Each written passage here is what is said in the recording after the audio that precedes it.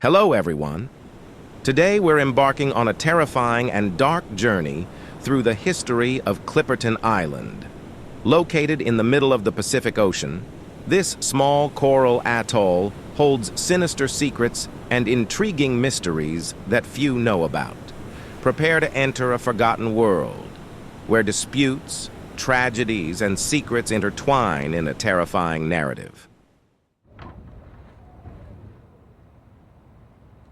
The discovery of the island dates back to the early 18th century, when the infamous English pirate and privateer John Clipperton found it.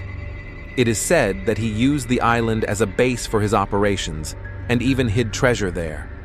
However, there is little documentation of these facts. In 1711, two French ships arrived at the atoll and named it Passion Island, a curious name for a place whose main attraction was guano, a fertilizer that comes from the accumulated droppings of birds and bats. With its rich deposits of guano, Clipperton Island attracted the interest of several nations. In 1856, the United States claimed it under the Guano Islands Act, which allowed them to own land with these deposits.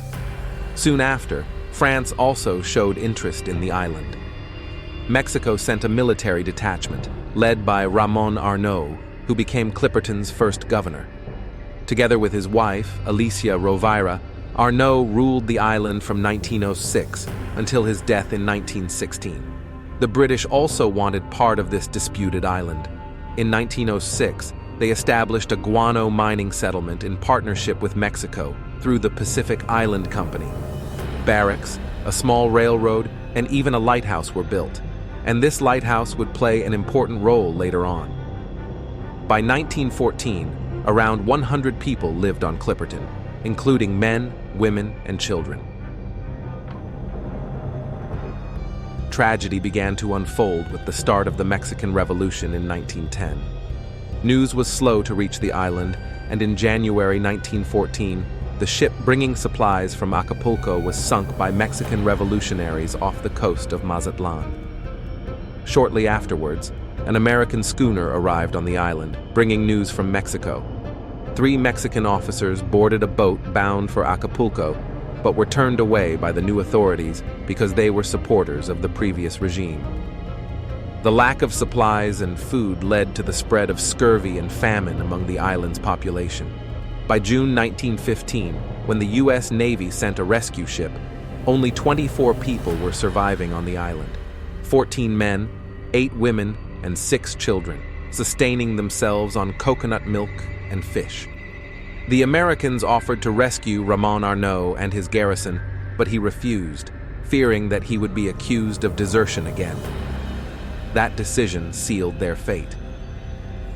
The following year, most of the survivors succumbed to starvation, scurvy, and insanity.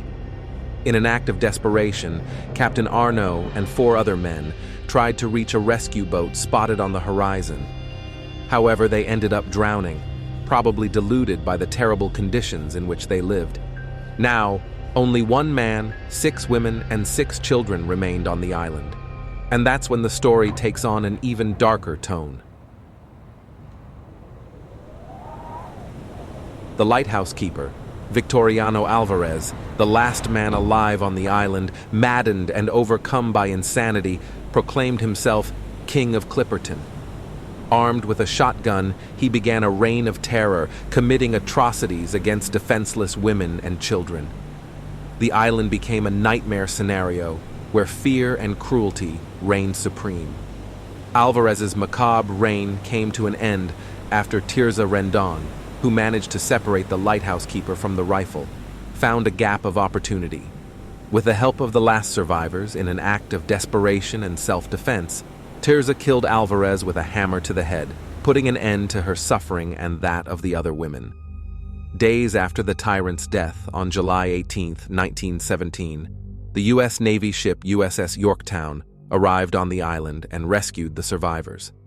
The scene they found was one of horror, with bodies scattered on the ground and clear evidence of Victoriano Álvarez's reign of terror. After the rescue, the United States occupied Clipperton until the end of the Second World War. Since then, the island has become an uninhabited French territory, occasionally visited by scientists, fishermen, and a few unwitting castaways.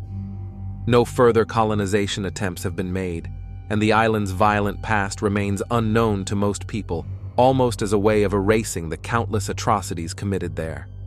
Did you like this story? If so, don't forget to leave a like, subscribe to the channel, and activate the bell so you don't miss any new videos. Let us know in the comments what you found most interesting about Clipperton Island.